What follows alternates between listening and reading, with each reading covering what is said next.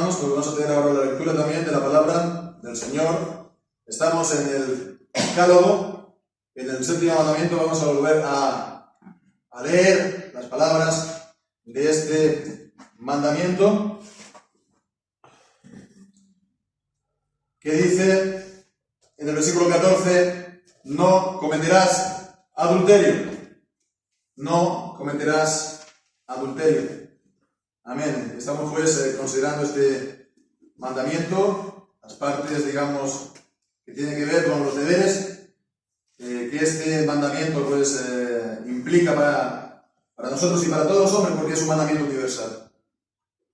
Los mandamientos del Decálogo tienen un valor no solamente para el creyente, sino universal para todos los hombres, ¿no?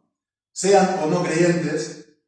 Y por lo tanto también, pues incluso es algo que tiene que estar protegido por la ley. Los mandamientos, ¿no? Los 10 mandamientos, ¿no? Del 1 al 10.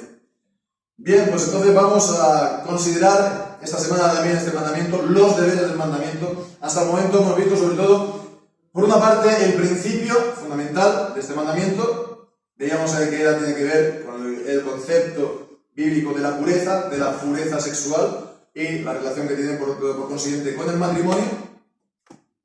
Y la semana pasada, pues bajo el título de Al corazón, ¿no?, del 7º mandamiento, pues estuvimos considerando, digamos, la profundización del mandamiento, ¿no? Cómo guardarlo, ¿no? Cómo guardarlo a lo mejor en áreas que en principio diríamos no tiene mucho que ver a lo mejor con el mandamiento del adulterio. Pues sí, veíamos, ¿no? Los excesos en la comida, los excesos en la bebida. Todo esto que es, pues es falta de dominio propio, de los propios apetitos. Volvemos, esto ya pues nos pone sobre la pista. Es lo mismo también la pureza sexual. Por lo tanto, está todo, digamos, en el mismo paquete, ¿no? Y si se quiere, pues hacer, pues guardar verdaderamente, a fondo e íntegramente este mandamiento, se tiene que también incidir en eso. Y que, es decir, que si no se hace también en esas áreas, eso también al final pues va a salir a la superficie, tal vez, en este tipo de cosas, ¿no?, de lo que estamos hablando. Pero bueno, ahora ya es el último mensaje que vamos a estar considerando este mandamiento en lo que tiene que ver con los deberes, una presentación, digamos, más bien positiva, ¿no?, de la enseñanza y también de lo que esto pues representa para nosotros. Y entonces pues queda hoy, es lo que lo he dejado también a propósito para el final, ¿no?, para volver lo que da sentido a todo lo que estamos hablando, ¿no? Lo que da sentido, ¿no? Todo gira alrededor de lo mismo. Es decir, todo, ¿no?, incluso el concepto mismo de pureza, viene también entonces en relación con la palabra, la idea, el concepto de matrimonio. Es lo que da sentido a todo esto, ¿verdad? Entonces vamos a estar considerando hoy, sí, el matrimonio, que se puede ver desde muchos puntos de vista, ¿no? Simplemente a lo mejor, pues, bueno, una exposición, digamos, en el conjunto del Decálogo, por ejemplo, ¿no? O se podría ver el matrimonio, que normalmente como se hace, pues desde el punto de vista de las relaciones dentro del matrimonio. Del marido para con la mujer para con el marido, ¿no?, los padres para con los hijos, ¿no? Normalmente se llama los deberes, ¿no?, del marido con la mujer para con el marido, de los padres con los hijos con los padres. Y de esto pues tenemos en la Biblia y en el Nuevo Testamento pues una enseñanza y una instrucción clara en las cartas mismas de Pablo, en Efesios, en Colosenses, ¿no?, que se está pues diciendo pues grupo por grupo, por el padre, por la madre, por los padres, por los hijos, ¿no? Pero hoy no vamos a estar considerando esto, ¿no? Esto es algo que se puede ver pues más pausadamente, ¿no? Pongamos por caso las reuniones de los sábados, ¿no?, de las parejas, ¿no?, y de los matrimonios jóvenes, ¿no?, por ejemplo, entre otras cosas que se puedan salir, ¿no? Pero vamos a estar entonces acotándolo y viéndolo sobre todo desde el punto de vista, pues eso, del tema principal de este mandamiento, que no es otro que el de la pureza sexual, ¿no? Pues el matrimonio desde este punto de vista, desde el punto de vista de la pureza sexual, que es la razón de ser de este mandamiento, ¿verdad? Y entonces, pues para esto podemos comenzar, tal vez el texto clave, lo encontramos en 1 Corintios, en el capítulo 7, ¿no? Este pasaje tan extenso en el que el apóstol Pablo está dando pues, enseñanza acerca del matrimonio. Y podemos leer, versículo 1, en cuanto a las cosas que me escribisteis, bueno sería al hombre no tocar mujer, mas por causa de las fornicaciones, cada uno tenga su propia mujer y cada una tenga su propio marido. El marido cumpla con la mujer la benevolencia de vida, y asimismo la mujer con el marido. La mujer no tiene potestad sobre su propio cuerpo, sino el marido. E igualmente tampoco el marido tiene potestad sobre su propio cuerpo, sino la mujer. No os privéis el uno del otro, a no ser por algún tiempo y de mutuo consentimiento, para ocuparos en el ayuno y en la oración, y volved a juntaros en uno, para que no os tiente Satanás a causa de vuestra incontinencia. Mas esto digo como concesión, no como mandamiento. Quisiera más bien que todos los hombres fueran como yo, pero cada uno tiene su propio don de Dios. Uno a la verdad de un modo, y otro de otro modo. Digo pues a los solteros y a las viudas, que bueno les sería si se quedaran como yo. Pero si no tienen don de continencia, cásense, pues mejor es casarse que quemarse. Bien, pues esto es lo que nos dice Pablo, y retomándolo entonces, estamos hablando entonces del matrimonio, lo que tiene que ver el matrimonio y la pureza sexual. Y pues entonces, en el versículo 2 nos dice, de lleno este mismo tema, vemos, por causa de las fornicaciones, cada uno tenga su propia mujer y cada uno tenga su propio marido. Entonces vemos que el matrimonio es el medio instituido por Dios para evitar la impureza sexual, las fornicaciones, ¿no? Es entonces el medio para evitar la impureza sexual, entonces para santificar la relación entre el hombre y la mujer, ¿no? Una relación santificada. Entonces, bueno, eso es el matrimonio para evitarlo, para dar lugar entonces a estas relaciones entre marido y mujer de una manera pues agradable a Dios y santificado. Entonces vemos, lo primero que podemos hacer, digamos, atención es al orden. Primero, matrimonio y después relación sexual. Primero, matrimonio, luego relación sexual, no al revés. No al revés. En la Biblia, por lo tanto, hay un orden que se tiene que guardar. Y es un orden para todos los hombres, como decíamos. Los mandamientos de Dios son para todos los hombres. Lo que estamos aquí diciendo tiene validez para todos los hombres, porque tiene que ver entonces con la naturaleza del hombre tal como la ha creado Dios. Es decir, que si el hombre hace lo contrario, es para su mal.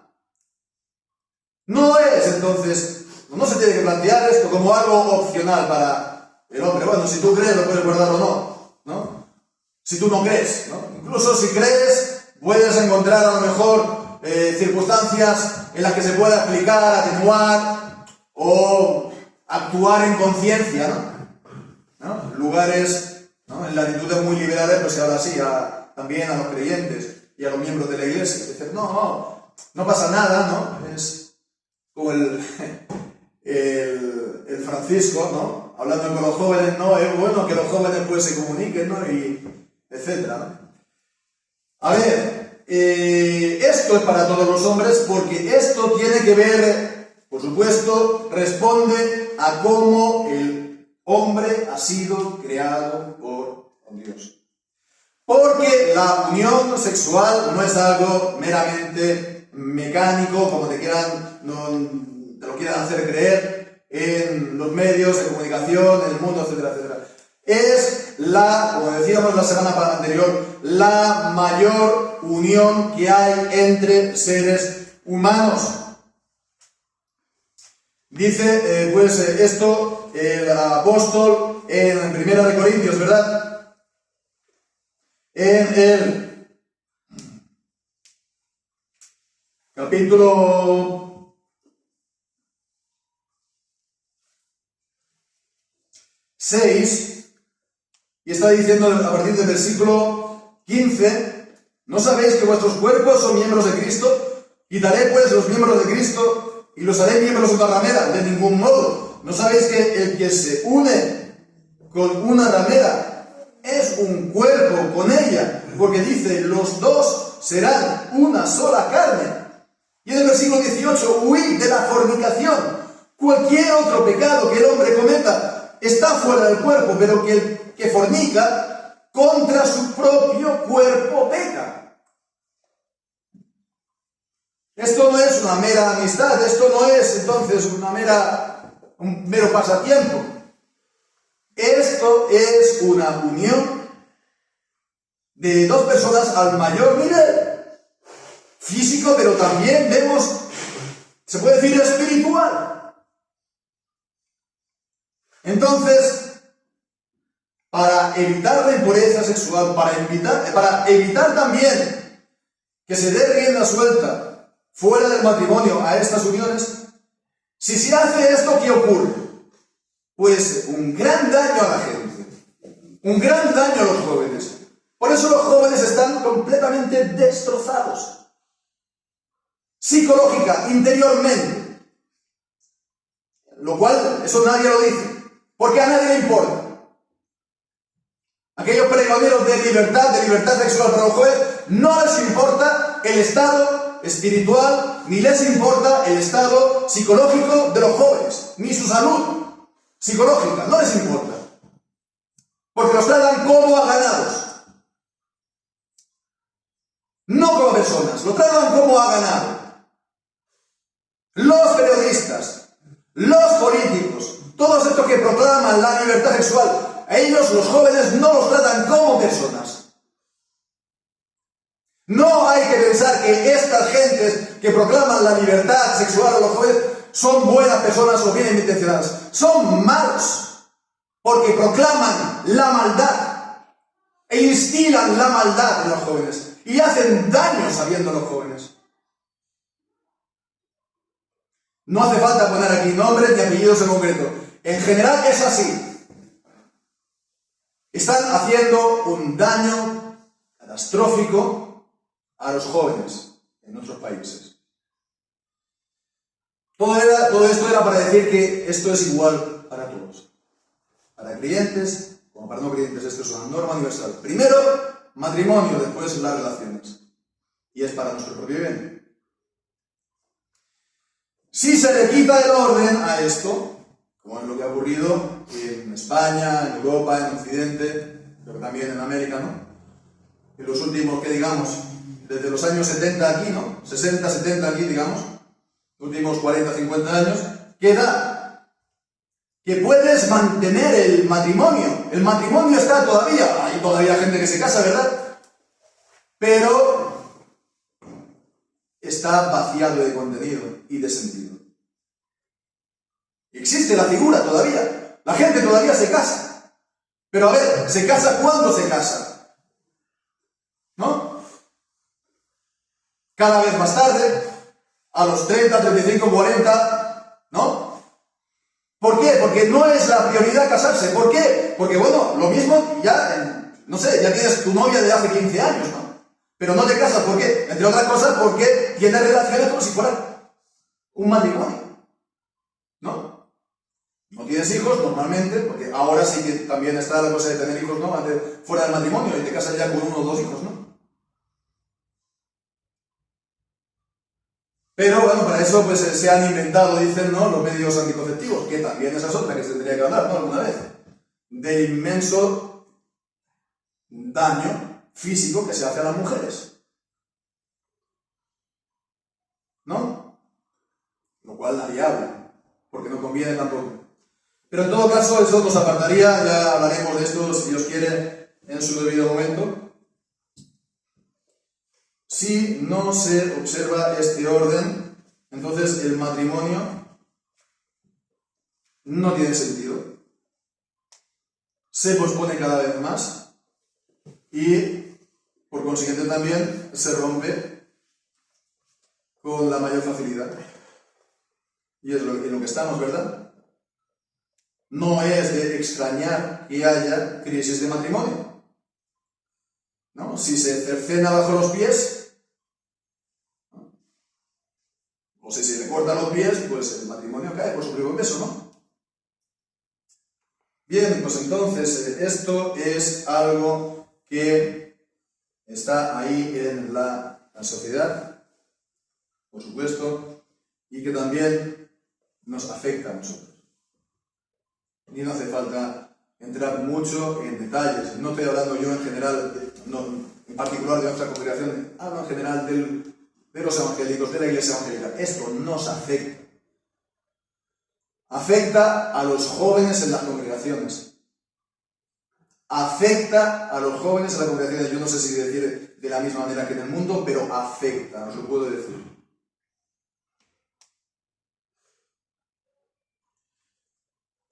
¿Será porque no ha habido una enseñanza en la iglesia?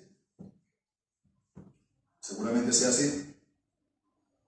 ¿Será porque los padres han permitido esta situación a los hijos?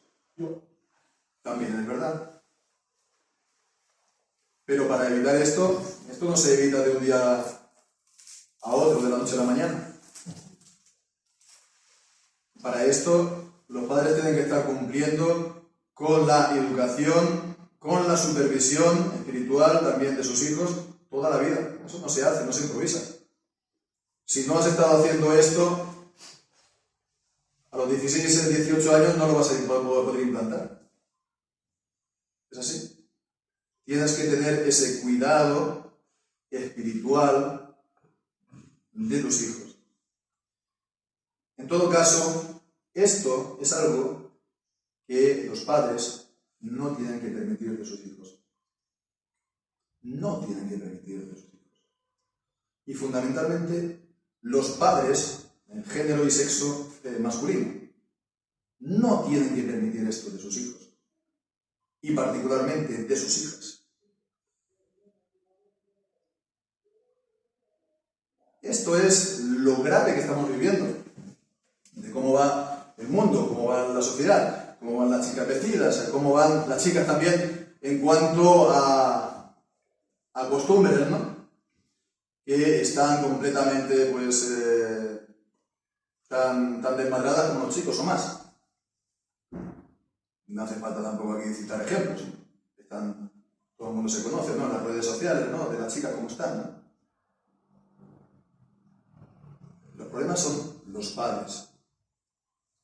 Los problemas son el padre de ellas, de cada una de ellas. A quien deshonran las chicas, precisamente es a sus padres, y precisamente a su padre. Y el padre no tendría que permitir eso de sus hijas, tampoco de sus hijos, por supuesto. Pero no tendría que, en absoluto, permitir que ningún mocoso se acerque a su hija. En ningún caso. Y tiene que estar ahí para protegerla. ¿Verdad? Los padres simplemente no lo tienen que permitir. Y si los chicos, cuando son jóvenes, pues son atolondrados y tienen más o menos cabeza, Ahí están los padres que se supone que tienen que tener la cabeza y saben que hay cosas que les va a hacer bien, hay cosas que le va a hacer daño, y las cosas que le va a hacer daño no las tienen que permitir. Y además es que son pecado y no se tienen que hacer, sobre todo por causa de Dios, por causa del Señor. Entonces, bueno, pues esto era lo primero que quería compartir. Este es el orden, ¿verdad? Primero, el matrimonio. Y después, la relación, ¿no?, que se ha dado en llamar sexual. Antiguamente se llamaba la relación marital, ¿no?, o la relación conyugal, ¿no? Creo que queda mejor, ¿no? La relación sexual, eso, la verdad, es una palabra que creo que se tendría que tratar en la medida de lo posible de evitar de decir. Bueno, pues entonces, a todo esto también, lo que hemos leído en el texto de 1 Corintios, podemos también considerar en segundo lugar, también de una manera un poco más incidental, que hay evidentemente una excepción a todo esto. Una excepción a esto que hemos dicho, al orden, ¿no?, al matrimonio mismo. ¿Cuál es? Lo que ha dicho el apóstol Pablo en el versículo 8 y 9. La única excepción que da es que si tiene o no el don de continencia, ¿no? Dice, si no tienen el don de continencia, cásense. Y hay que sopesar esto. Hay que sopesar debidamente también estas palabras, ¿no? Por supuesto, esto plantea por una parte la excepción a todo lo que estamos hablando en cuanto al matrimonio. Alguien que tenga el don de continencia no tiene ninguna necesidad de casarse. Es más, pues lo va a hacer como el apóstol Pablo, permanecer así para servir mejor al Señor, no le supone un problema en cuanto a la pureza sexual, no es una piedra de tropiezo, no en vano está aquí utilizando el apóstol Pablo este lenguaje, ¿no? Mejor casarse que quemarse. Es del todo comprensible, no hace falta explicarlo. Entonces, es la única excepción, ¿no? Pero es que por otra parte dice, si no tienes ese don, cásate. Vemos, lo veamos o no, o lo queramos ver así o no, es un imperativo, cásate. Si no lo tienes, cásate. ¿No? Evidentemente también hay cuestiones de tipo pues, personales, en la vida también hay muchas circunstancias, en la providencia de Dios, a veces es posible, a veces no es posible, comencé una relación, no fue bien, después, no sé, no he encontrado a la persona, etcétera, etcétera, etcétera. De acuerdo, todo esto pues se tiene que ver, ¿no? Pero vemos que lo normal, ¿no?, es el matrimonio. Para los creyentes que no tienen el don de continencia. Y esto es una cosa importante porque el matrimonio se ha devaluado mucho, sobre todo entre creyentes, ¿no? Bueno, no tanto entre los evangélicos, pero sí entre, ¿no?, por supuesto, ¿no?, la iglesia romana, ¿no? Como que es un orden inferior. El orden superior para servir a Dios, un orden superior de santidad es el de los solteros, ¿no?, de los célibes, y pues los otros, bueno, sí, pero es como si fuera cristiano de segunda, ¿no? La palabra de Dios, la Biblia no plantea las cosas así de ningún modo. Y es más, está planteando esto en términos fuertes, es decir, que si no tienes este don, cásate. Cásate. Bueno, pues, ¿cómo saber si uno tiene el don o no lo tiene? Creo que es algo que cada uno, de una manera muy fácil, lo puede llegar a responder. Personalmente, uno sabe si la soltería le afecta más, menos o no le afecta en absoluto. El Señor también, como comentaba un hermano hace unas cuantas semanas, como enseñaba también Calvino, pues se puede dar ese don de manera temporal, ¿no?, por según qué circunstancias, ¿no? Quiero decir que esto es algo que cada uno de una manera personal tiene que responder. Y cada uno, por supuesto, de manera personal tiene que pues, poner en práctica, ¿no? De nada serviría ahora ponernos como iglesia, por ejemplo, a organizar matrimonios, ¿no? No, yo no, por favor. Quiero decir, esto es algo que cada uno personalmente lo tiene que hacer, ¿no? Con la persona que crea que es la que más apropiada, o la que ella quiere, o con la que quiere pasar el resto de su vida. En todo caso, como dice Pablo, con tal que sea en el Señor. Este es el gran principio, ¿verdad? Es como concluye así en el capítulo 7, versículo 39. Es libre de casarse con quien quiera, con tal que sea en el Señor. Y este es el principio, como dicen, innegociable, irrenunciable, ¿no? No se puede hacer otra cosa. Un cristiano se tiene que casar con otro cristiano. Punto, no hay más. Bien, pues entonces podemos pasar ahora a, por supuesto, también lo que nos dice la palabra de Dios en cuanto a una vez casado. No, tampoco vamos a incidir mucho en ello, pero hemos leído este texto del apóstol Pablo y dice aquí: el marido cumpla con la mujer la benevolencia de vida, y asimismo la mujer con el marido. El concepto es parecido a lo que antes se llamaba el débito conyugal, ¿no? No sé si así estaba traducido antiguamente, en los 60 o no. No, ¿No? Creo que ¿O me suena? ¿O simplemente yo me entro? es algo como más legal. Creo. Sí, en el 60, ¿qué tiene? ¿Deber conyugal? El deber conyugal, sí. ¿Ves? Ah. Deber. El deber conyugal creo que es un concepto legal. Pero bueno, el lenguaje del original es benevolencia, no es lo mismo, ¿no? Quiero decir, plantea las cosas de distinta manera, ¿no? Es un bien que se hace al marido y a la mujer. Eso sí, dice de vida. Es algo que se debe en el matrimonio. Es la razón de ser también del matrimonio. Ya creo que lo comentamos una vez, ¿no? Que si no hay relación en este sentido, no se considera el matrimonio realmente consumado y se puede deshacer, porque no ha existido realmente, ¿no? Entonces es algo que se debe en el matrimonio y es un bien, es una benevolencia. El del marido para con la mujer y de la mujer para con el marido. Y pues entonces la perspectiva correcta es la que nos dice el versículo 4, que la mujer no tiene potestad sobre su propio cuerpo, sino el marido. E igualmente tampoco el marido tiene potestad sobre su propio cuerpo, sino la mujer. Vamos, la Biblia no es para nada machista.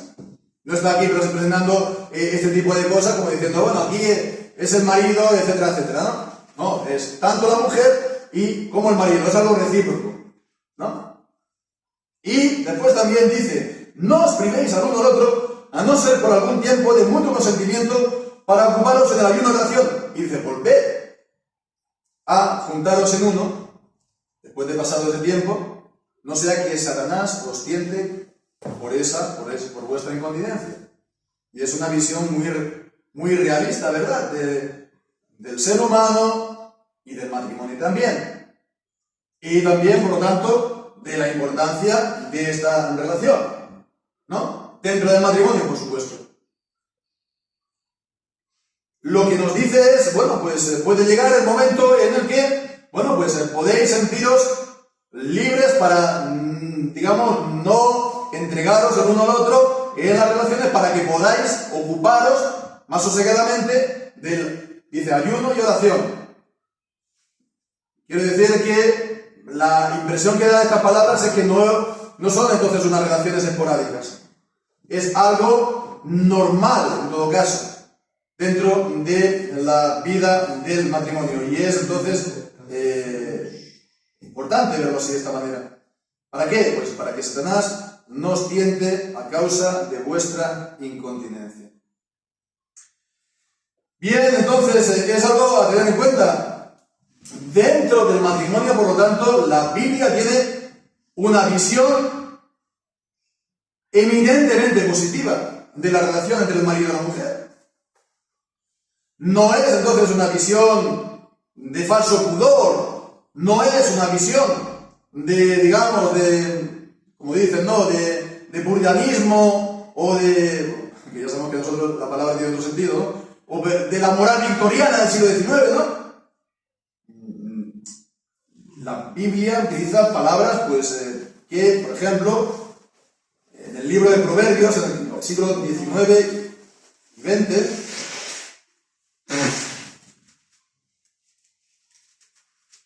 ahí también sí que puedo decir que está modificado en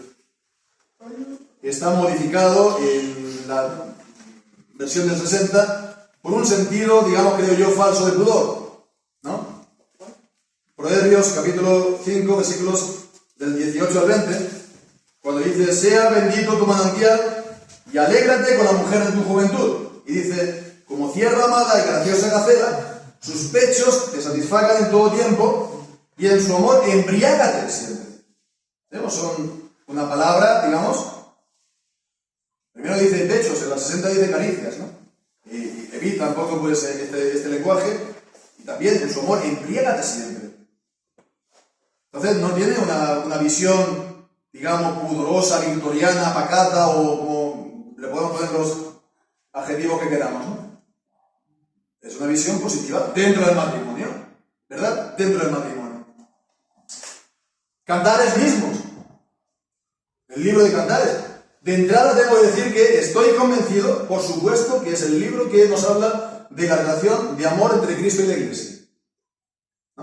Sé que hoy en día no se presenta así. Ha habido una gran influencia en este sentido también de José Grau, que de las muchas cosas buenas que hizo, pues esta fue una no tan buena, ¿no?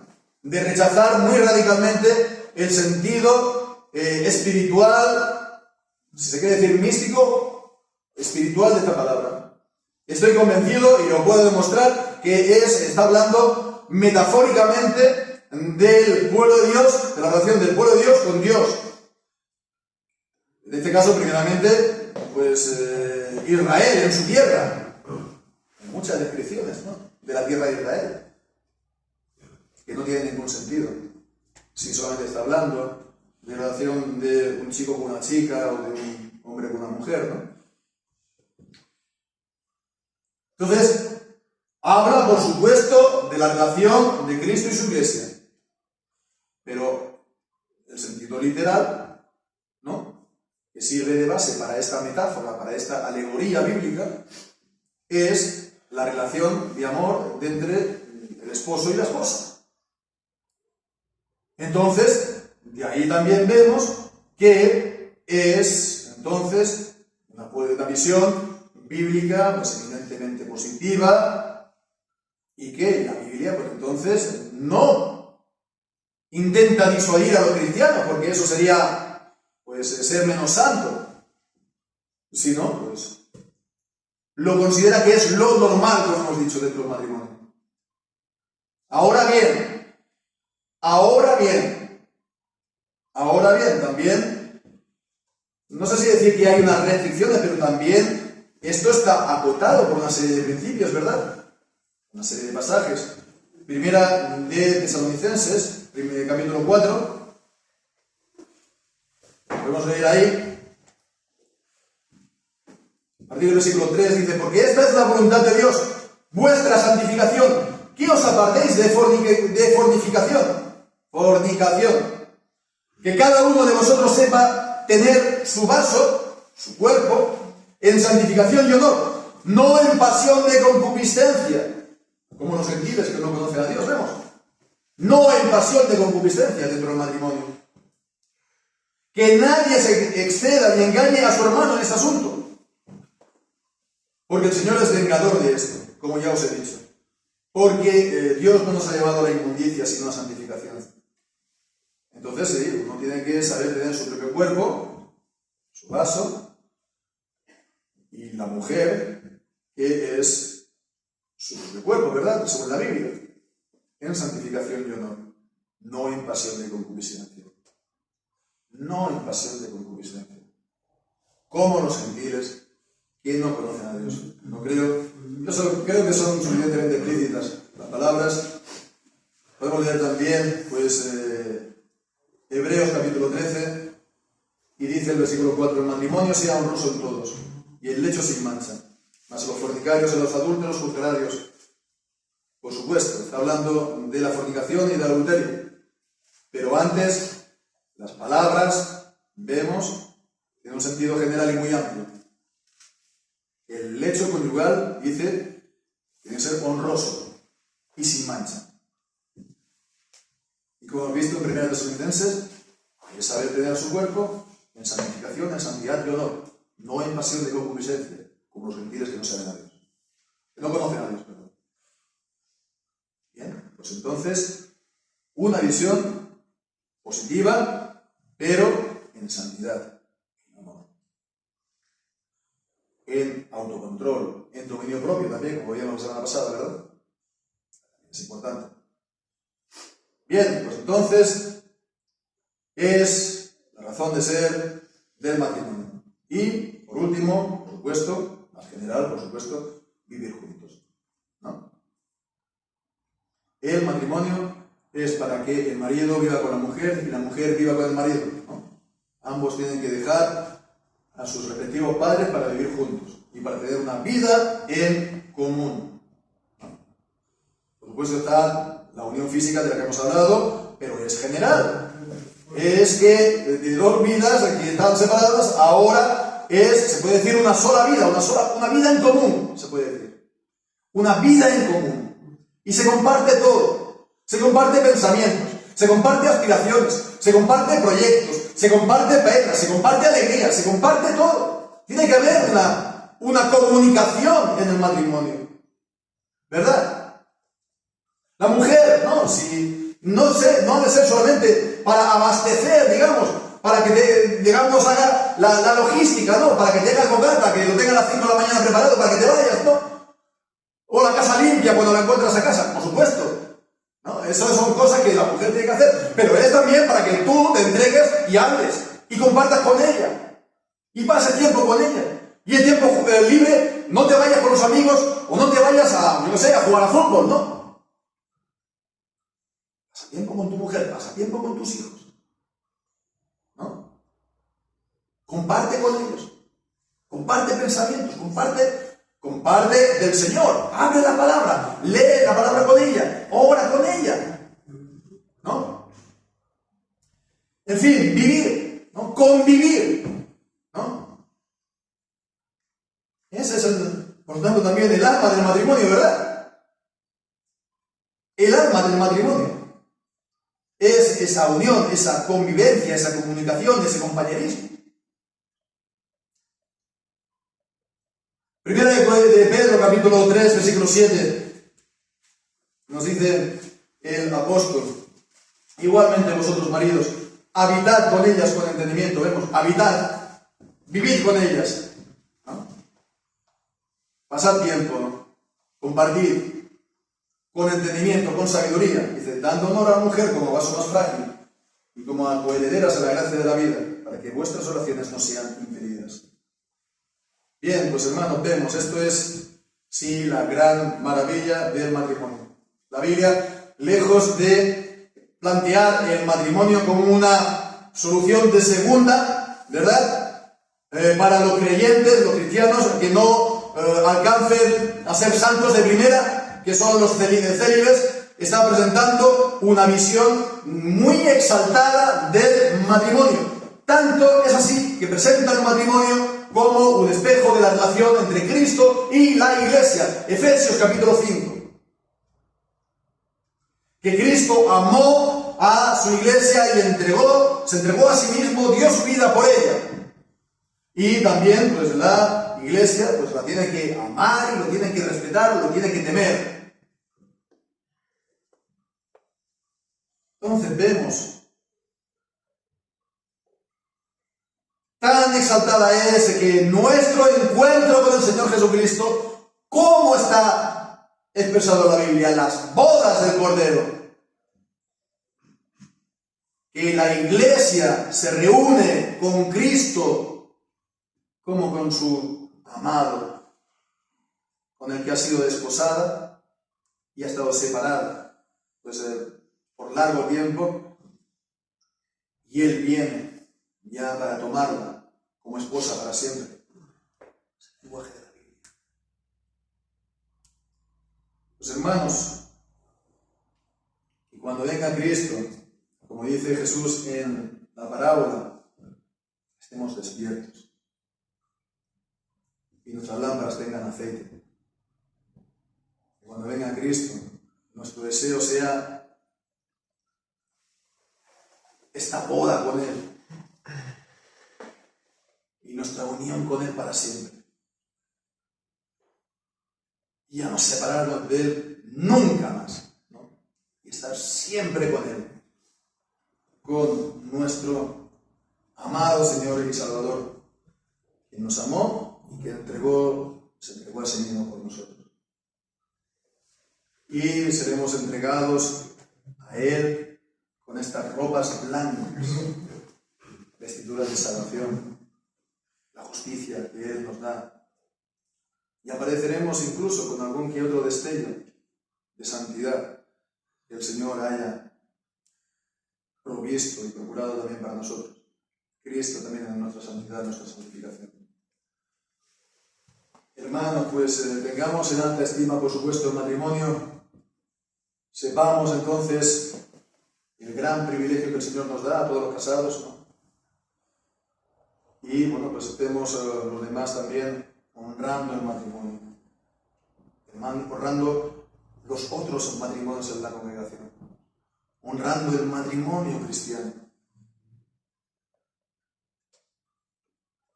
Y pues vivamos entonces así, según el diseño del Señor, según su ley y sus mandamientos. Vemos, no son gravosos, sus mandamientos son nuestro bien en todo. Pues hermanos, que así sea, que el Señor bendiga su santa palabra.